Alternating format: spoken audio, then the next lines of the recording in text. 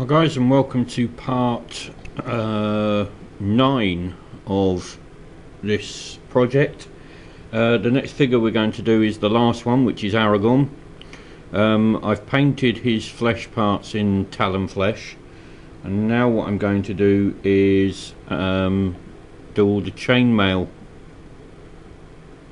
on this figure, and that's going to be done with a base coat of bolt gun metal. So I'm just going to go over all the chainmail parts of this.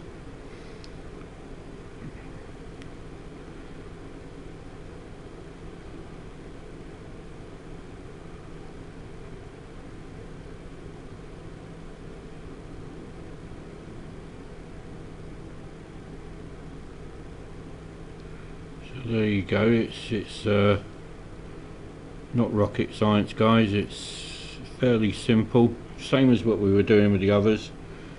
Metal is just another colour.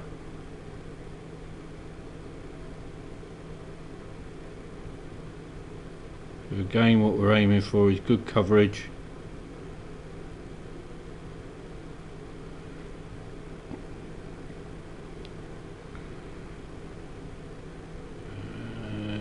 We have some chainmail here underneath his tunic.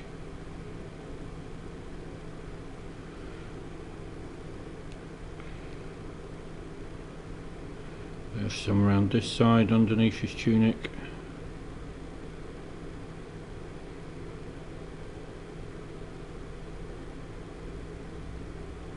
Just underneath there on the back of his legs.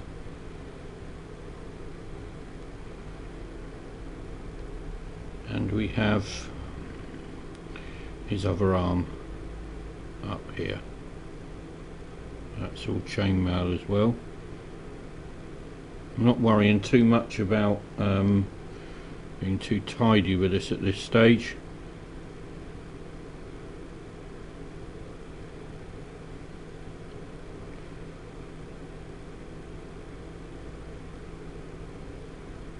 This really is just getting a base coat down where we can work from and build up the colour. So just underneath his arm here, that's all going to be chainmail as well. And lastly, we're going to do his sword.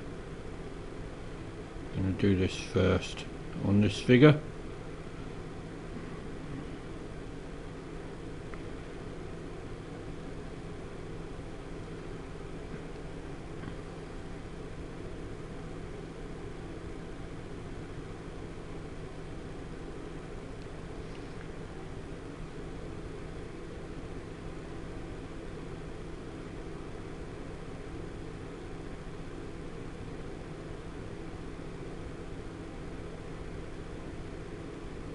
So just getting a good coverage again, just over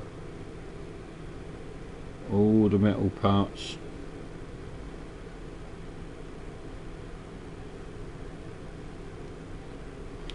Not worrying too much if you go over any lines, because you can always tidy that over again on the base coats.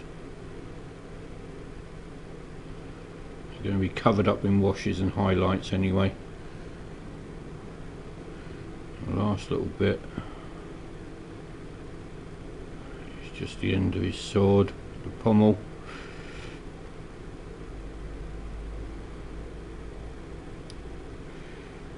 So that's that bit done, guys. The next bit we're going to do is his tunic, which will be in brown. His leggings, which will be grey, and brown gauntlets and brown boots. We're going to do his hair black as well, so that'll be something new for us to learn. Okay guys, so that's all the chainmail done. We're going to let that dry, and then we're going to go in and do the brown parts in Rhinox hide. Thanks guys, I'll see you in the next part. So here we are, we've got the Aragorn figure now. We've based him. Also what we've done is we've done the chainmail around his undershirt, giving him some chainmail. We've done the Rhinox hide on his over jacket and his boots and his gauntlet protectors, and we have the talon flesh over his face and his hands. The next thing we have to do, guys, is give him the black wash again. So we're just going to go straight in with that and put the black wash all over this figure, apart from his face and his hands. But just a liberal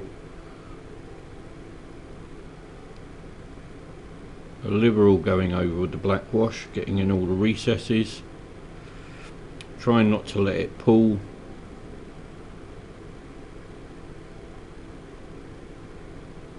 Just going over everywhere, making sure you're getting all those little nooks and crannies on the figure.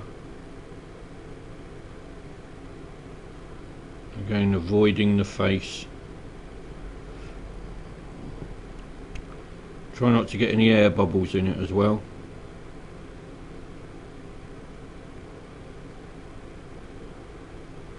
You just want to go over all that we've painted in the base colours, just so we get some of this black wash all over there to give us all our shading for when we come to do all the highlights.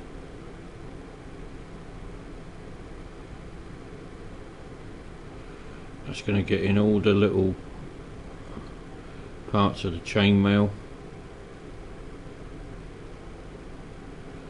and get in all those little nooks and crannies, which we can then bring up when we re-put the base coat on and do the final highlights. So that's that, guys. Just one more thing to do is just run a bit of the black wash up the sword, and when that's dry we'll give the face and hands a wash of Griffin sepia, just to give that the shaded parts that we need in those as well. Okay guys, when this is dry we'll come back and I'll show you how we go and highlight it up. Thanks guys. Welcome back. Right, so what we've done now is I actually changed the colour on his boots. I thought they were a bit too dark for the look that I was going for. So I've put some Catherine brown onto his boots and given that a wash of black. What we're going to do now is highlight the tunic.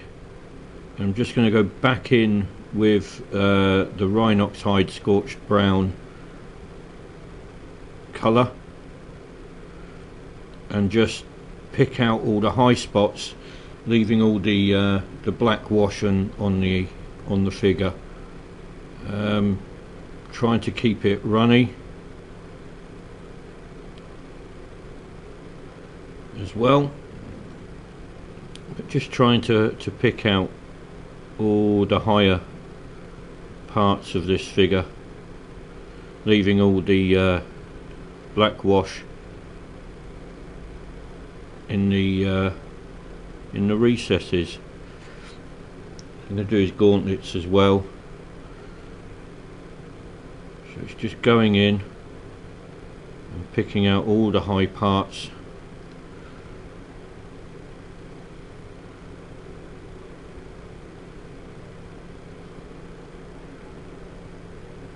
And again on the top of his tunic here.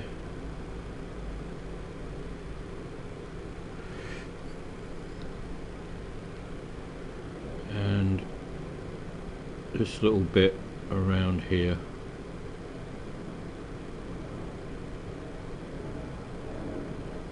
just on the top there. So that's bringing out the brown again. While that's still wet, I'm going to go in with some of the Keflin brown, which I've watered down, and just over the very highest parts, just give that a little touch, and hopefully that's going to blend in. While it's wet, it will blend in with the other brown and give me a nice look.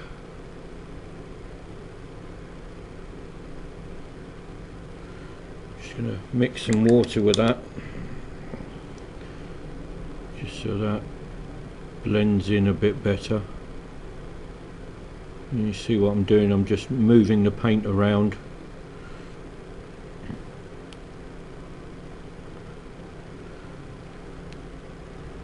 Take the paint off the brush and just rub it up.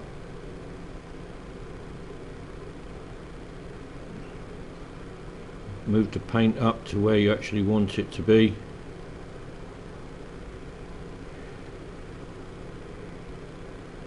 And again round the bottom, just on the very edges, the very highlights.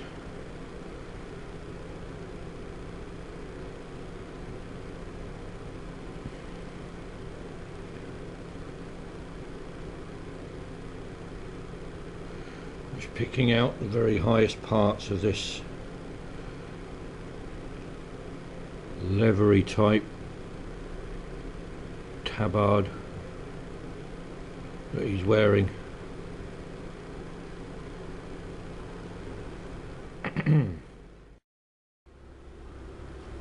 Sorry about this, guys, but I actually went a bit further with this Aragorn figure than I intended. I didn't realise that the camera had run out of its battery, so I apologise for that, but I've gone ahead and finished him now. He's had his base done with the usual charred and granite, dry brush of Sandry dust and Ushabti bone mixed together, and as you can see, I'm quite pleased with him. He's come out really nicely. You've got the different colours of browns and that I was looking for in the cloak. I've just got the black around the base to do, but all that's left for me to do now is put this last figure onto the base, and there you have it, guys. The whole project is now complete. So the next thing that I'm going to do is go over in part 10 of what I've learned, what techniques I've used, and some still photographs so you can get some up close detail of it. Thanks very much for staying with me. I hope you've all enjoyed it. Please remember, rate, comment and subscribe. Bye now.